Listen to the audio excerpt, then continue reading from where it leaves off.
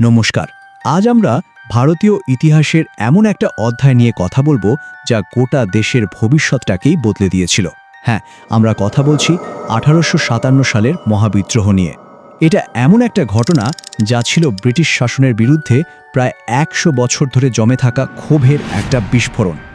আচ্ছা, ভাবুন তো একবার, কি করে সামান্য একটা রাইফেলের কার্তুজ এত বড় একটা ব্রিটিশ সাম্রাজ্যের ভিত নাড়িয়ে দিতে পারে? এই সহজ প্রশ্নটার উত্তর খুঁজতে গেলেই আমরা পৌঁছে যাব সেই সময়ের উত্তেজনা, ষড়যন্ত্র আর সংগ্রামের একেবারে কেন্দ্রবিন্দুতে। চলুন শুরু করা যাক। তো সবকিছু শুরুটা হয়েছিল বলতে পারেন একটা ছোট্ট স্ফুলিঙ্গ থেকে, যা পরে দাবানলের মতো ছড়িয়ে পড়েছিল। 1857 সালের এই মহাবিদ্রোহের পেছনে অনেক কারণ থাকলেও একটা ঘটনাতেই যেন বারুদে আগুন লেগে গিয়েছিল। আর সেই স্ফুলিঙ্গের নাম মঙ্গল পাণ্ডে। ঘটনাটা ঘটেছিল ব্যারাকপুরের সেনা ছাউনিতে। তখন ব্রিটিশরা এক নতুন এনফিল্ড রাইফেল এনেছে, যার কার্তুজটা দাঁত দিয়ে কেটে বন্দুকে ভরতে হতো। গুজব রটে গেল যে ওই কার্তুজে নাকি গরু আর শূকরের চর্বি মেশানো আছে, আর এটাই হিন্দু এবং মুসলিম দুই সম্প্রদায়ের সিপাহীদের মনেই তীব্র আঘাত করে। মঙ্গল পাণ্ডে সেই কার্তুজ ব্যবহার করতে অস্বীকার করেন। তার এই প্রতিবাদী ছিল বিদ্রোহের প্রথম আগুন, আর তিনিই হলেন এই মহাযজ্ঞের প্রথম শহীদ। কিন্তু সত্যি বলতে কি, এই কার্তুজের ঘটনাটা ছিল শুধু একটা বাহানা। এর পেছনে ছিল প্রায় 100 বছরের ব্রিটিশ শাসনে জমে থাকা একরাশ ক্ষোভ, রাজনৈতিক, অর্থনৈতিক, সামাজিক, সব মিলিয়ে।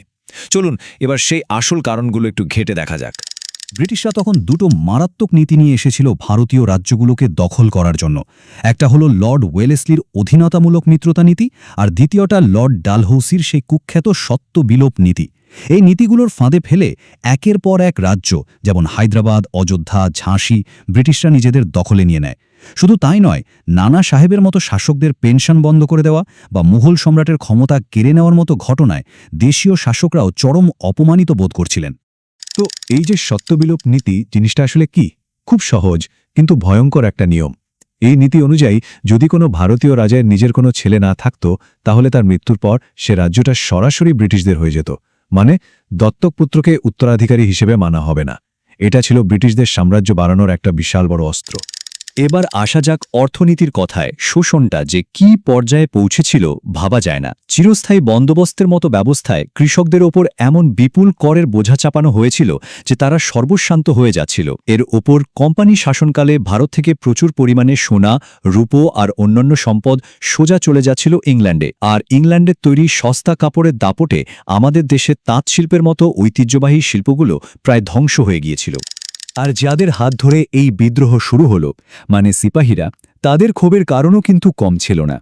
একজন ব্রিটিশ সৈন্যের তুলনায় একজন ভারতীয় সিপাহীর বেতন ছিল অনেক কম, পদোন্নতিরও কোনো সুযোগ ছিল না। তার উপর নতুন আইন করে বলা হলো দরকার পড়লে সমুদ্র পেরিয়ে বিদেশেও যুদ্ধ করতে যেতে হবে।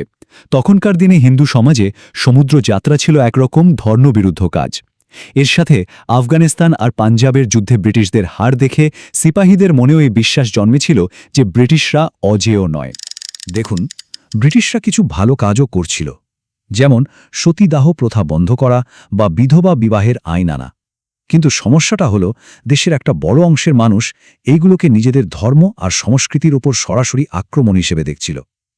এর সাথে যোগ হয়েছিল একটা ভয় যে ব্রিটিশরা সবাইকে জোর করে খ্রিস্টান বানিয়ে দেবে। এমনকি মন্দির মসজিদের ওপরেও কর বসানো হয়েছিল। সব মিলিয়ে সাধারণ মানুষের মনে একটা গভীর সন্দেহ তৈরি হয়েছিল। তো বুঝতেই পারছেন, চারদিকে বারুদ জমা হয়েই ছিল, শুধু একটা দেশলাই কাঠি ছোঁয়ানোর অপেক্ষা ছিল। আর সেই কাজটাই করল ওই চর্বি মাখানো কার্তুজ। ব্যারাকপুরের সেই ছোট্ট স্ফুলিঙ্গ দেখতে দেখতে উত্তর ভারত জুড়ে এক ভয়ঙ্কর আগুনে পরিণত হল। এরপর যা ঘটল তা এক কথায় অবিশ্বাস্য। খুব দ্রুত 29শে মার্চ মঙ্গল পাণ্ডে প্রতিবাদ করলেন, আর তার ঠিক কিছুদিন পরে 10শে মে মিরাট সেনা ছাউনিতে সিপাহীরা একযোগে বিদ্রোহ ঘোষণা করল। পরের দিনই তারা পৌঁছে গেল দিল্লিতে। সেখানে গিয়ে তারা বৃদ্ধ মুঘল সম্রাট দ্বিতীয় বাহাদুর শাহ জাফরকে হিন্দুস্তানের সম্রাট বলে ঘোষণা করল। দেখতে দেখতে জুন মাসের মধ্যে কানপুর, লখনৌ, ঝাঁসির মতো বড় বড় শহরে এই বিদ্রোহের আগুন ছড়িয়ে পড়ল। এই যে দেখুন, এখান থেকে একটা দারুণ ছবি পাওয়া যায় যে কারা কোথায় নেতৃত্ব দিচ্ছিলেন। দিল্লিতে বখত খান, কানপুরে নানা সাহেব আর তাতিয়া টোপি, লখনৌতে বেগম হজরত মহল, আর অবশ্যই ঝাঁসিতে রানী লক্ষ্মীবাই। এদের মতো বহু বীর নেতা এই সংগ্রামে নেতৃত্ব দিয়েছিলেন। আর তাদেরকে দমন করার জন্য ব্রিটিশরাও পাঠিয়েছিল নিকলসন, ক্যাম্পবেল আর হিউ রোজের মতো তাদের সেরা কমান্ডারদের। কিন্তু এত বড় একটা বিদ্রোহ, এত সাহস, এত আত্মত্যাগ, তারপরেও এটা সফল হলো না কেন? আর এর ব্যর্থতা ভারতের ইতিহাসে কী ধরনের প্রভাব ফেলল? চলুন এবার সেই দিকটা একটু আলোচনা করা যাক। এর পেছনে আসলে বেশ কয়েকটা বড় কারণ ছিল। প্রথমত, কোনো একজন কেন্দ্রীয় নেতা ছিলেন না যিনি পুরো বিদ্রোহটাকে এক সুতোয় বাঁধতে পারতেন।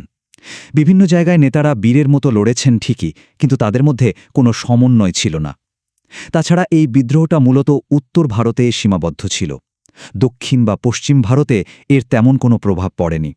শিখ বা গুর্খাদের মতো যোদ্ধা জাতিগুলো ব্রিটিশদেরই সাহায্য করেছিল।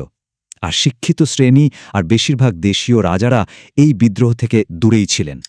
বিদ্রোহ হয়তো ব্যর্থ হয়েছিল, কিন্তু এর ফল ছিল সুদূর প্রসারী। আর সবচেয়ে বড় যে পরিবর্তনটা এলো সেটা হলো ভারতে ইস্ট ইন্ডিয়া কোম্পানির শাসনের অবসান। ভাবুন, একটা ব্যবসায়ী কোম্পানির হাত থেকে পুরো ভারতের শাসনভার সরাসরি চলে গেল ব্রিটিশ রাজপরিবার আর ব্রিটিশ সরকারের হাতে। এটা একটা বিরাট পরিবর্তন ছিল। তো ক্ষমতা তো গেল ব্রিটিশ সরকারের হাতে, আর তার সাথে সাথে এলো বেশ কিছু নতুন নিয়ম কানুন। মহারানী ভিক্টোরিয়া একটা ঘোষণাপত্র জারি করলেন, গভর্নর জেনারেলের পদটা বদলে হয়ে গেল ভাইসরয়। দেশীয় রাজাদের ভরসা দিতে সেই সত্ত্ব বিলোপ নীতি তুলে নেওয়া হলো। কিন্তু এর সাথে ব্রিটিশরা আরও একটা কাজ খুব মন দিয়ে শুরু করল, সেটা হলো ডিভাইড অ্যান্ড রুল বা ভাগ করো ও শাসন করো নীতি। তারা বুঝে গিয়েছিল ভারতীয়দের এক হতে দিলেই বিপদ। আচ্ছা, এত কিছু তো জানলাম, কিন্তু ইতিহাস এই ঘটনাটাকে ঠিক কিভাবে দেখে? এটা কি শুধুই একটা সিপাহী বিদ্রোহ ছিল, নাকি তার চেয়েও অনেক বড় কিছু? এই প্রশ্নটা নিয়ে কিন্তু ঐতিহাসিকদের মধ্যে আজও অনেক তর্কবিতর্ক চলে। মজার ব্যাপার হলো, সেই সময়েই ব্রিটিশ পার্লামেন্টে দাঁড়িয়ে বেঞ্জামিন ডিসরায়েলির মতো একজন ব্রিটিশ রাজনীতিবিদ বলেছিলেন, এটাকে শুধু সিপাহীদের বিদ্রোহ বলাটা ভুল, এর ব্যাপকতা দেখে একে জাতীয় বিদ্রোহ বলাই উচিত। অন্যদিকে ভারতের দিক থেকে যদি দেখি, তাহলে বিনায়ক দামোদর সাভারকারের মতো জাতীয়তাবাদী নেতারা এই ঘটনাকে ভারতের প্রথম স্বাধীনতা যুদ্ধ বলে উল্লেখ করেছেন। তাঁদের মতে বিদেশি শক্তির হাত থেকে দেশকে মুক্ত করার এটাই ছিল প্রথম সংগঠিত চেষ্টা।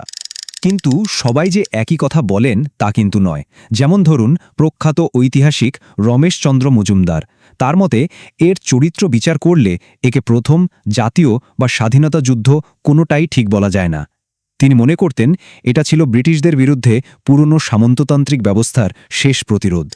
তাহলে শেষ পর্যন্ত আমরা কোথায় এসে দাঁড়ালাম? 1857 কি বলা উচিত? একটা সিপাহী বিদ্রোহ, গণ অভ্যুত্থান, নাকি ভারতের প্রথম স্বাধীনতা যুদ্ধ? হয়তো এর কোনো একটা মাত্র সহজ উত্তর নেই, কিন্তু এই বিতর্কটাই আসলে প্রমাণ করে যে 1857 সালের ঘটনাটা কতটা জটিল আর ভারতের ইতিহাসে এর প্রভাব কতটা গভীর। এই প্রশ্নটা আমাদের সবার ভাবার জন্য রইল।